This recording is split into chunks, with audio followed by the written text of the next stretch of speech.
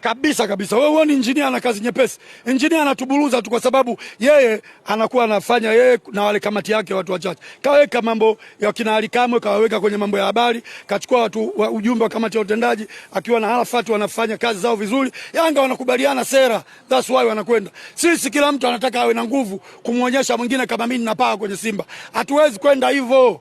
Na bahati mbaya watu wenyewe wengi mpira hawajui.